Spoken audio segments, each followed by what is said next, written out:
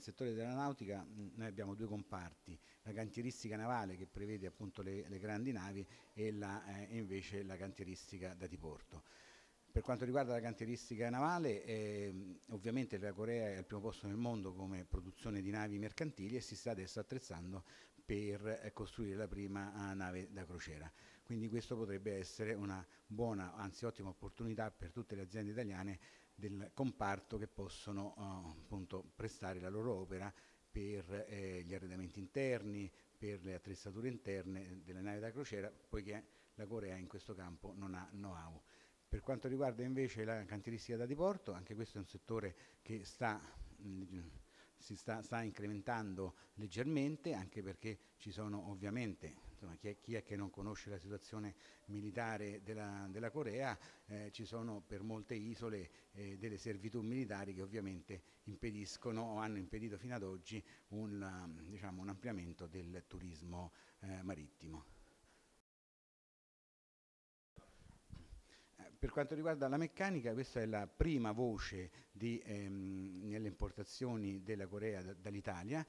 Ovviamente meccanica è un settore amplissimo perché va dalle macchine utensili, le macchine per la lavorazione del legno, le macchine per l'imballaggio, le macchine per la lavorazione plastica, le macchine agricole e così via. Quindi oggi noi affronteremo questi cinque grandi comparti. La Corea è comunque un paese ormai molto avanzato, quindi ovviamente quando si tratterà di macchine per alcune ci sono ottime, buone possibilità, per altre invece il mercato è ormai saturo da una produzione locale. L'intenzione che ha il governo coreano di incrementare lo sviluppo, la produttività in funzione del fatto che ha una popolazione che non cresce e quindi sta investendo in ricerca. La Corea l'anno scorso ha speso in sviluppo e ricerca il 3,5% del prodotto interno lordo, quest'anno è già arrivata al 5%, quindi questo, se confrontato con le cifre europee ma anche con le nostre, dà veramente la dimostrazione del dinamismo di questo paese.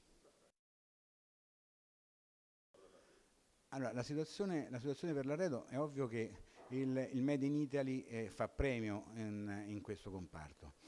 L'unico grosso problema è che mentre in Corea tutti gli altri settori sono ripartiti alla grande dopo la crisi di un paio d'anni fa, quello dell'arredamento stenta ancora a riprendersi. Questo perché è fortemente legato al settore delle costruzioni che in passato ne erano state fatte molte e che quindi sono ancora rimaste invendute. Questa crisi del settore delle costruzioni sta avendo grossa influenza per quanto riguarda il settore dell'arredamento. Inoltre c'è anche un po' un cambiamento nei gusti, nel senso che fino a poco tempo fa il coreano preferiva mobili classici e quindi possiamo dire i mobili in legno, intarsiato, di questo tipo. Adesso invece si sta spostando più sul mobile moderno, quindi su un arredamento più essenziale. E l'altra cosa che un po' condiziona il settore dell'arredamento è il fatto che la totalità degli appartamenti, quando viene venduta, ha già inserito nell'appartamento la cucina, quindi c'è la cucina che è arredata, il bagno che è arredato e ci sono anche degli armadi built-in, nel senso che sono degli armadi che hanno soltanto le ante in legno, ma tutto il resto è all'interno della muratura dell'appartamento. Pensiamo comunque che l'Italia possa mantenere ancora questo primato per quanto riguarda il mobile di lusso, perché ovviamente, come sappiamo, poi la Cina invece ci batte in quelli che sono i settori a più basso costo ma anche a più bassa qualità. L'agroalimentare diciamo, la possibilità, la presenza dell'Italia sul mercato coreano è abbastanza ormai storica, nel senso che dopo le Olimpiadi, se non vado errato, degli 80, sono cominciati a cambiare proprio i gusti anche della popolazione. Oggi per esempio contiamo circa 700 ristoranti italiani, diciamo italiani fra virgolette, quelli con cuoco italiano saranno una ventina, poi ce ne sono molti buoni, sempre italiani, di cucina italiana, curata da cuochi che hanno fatto scuola in Italia, e poi ovviamente c'è un po' di fusion e quindi un po' di, chiamiamola cucina mediterranea, che spesso passano per diciamo per la Corea. I nostri prodotti più venduti ovviamente la pasta, il prosciutto, il parmigiano, quindi ci sono sia i tipici tradizionali prodotti del Made in Italy, Made in Italy alimentare.